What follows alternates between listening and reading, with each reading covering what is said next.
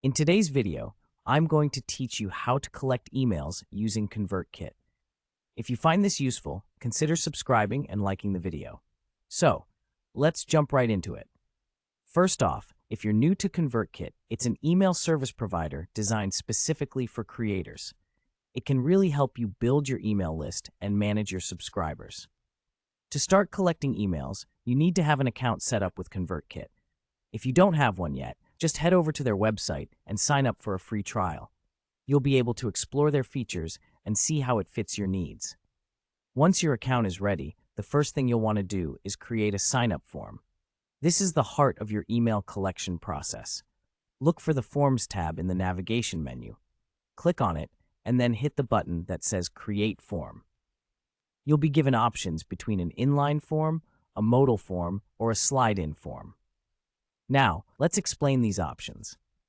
An inline form is embedded directly into your website content. A modal form pops up when visitors land on your page, catching their attention, and a slide-in form gently appears to the side while they're browsing. Choose the type that you think best suits your website and click Create. Once you've selected your form type, you'll be taken to the form editor. Here, you can customize the form to your heart's content. Start by giving your form a title. You want something that's straightforward and enticing. Think about what value you're offering, perhaps a free ebook, a course, or exclusive content, and make that clear. Next, you can play with the aesthetic of your form.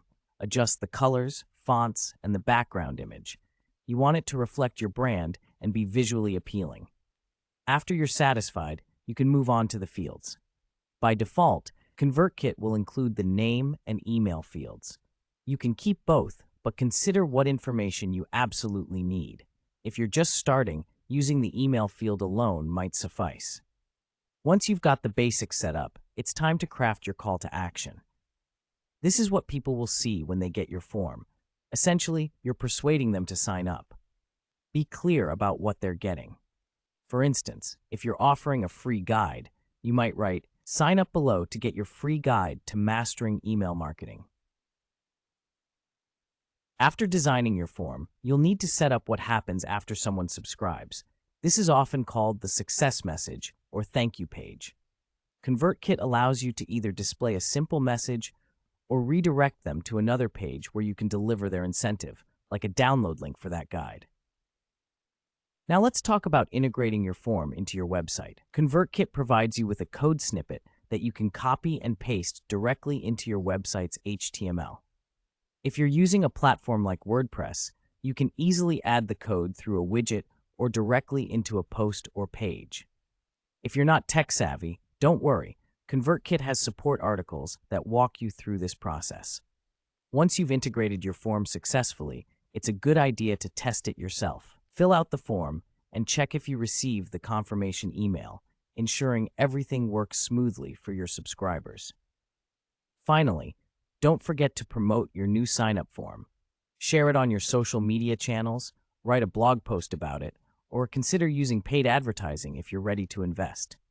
The key to building your email list is to continually promote your forms and offer valuable content that encourages people to sign up. That's it for today's tutorial on how to collect emails using ConvertKit.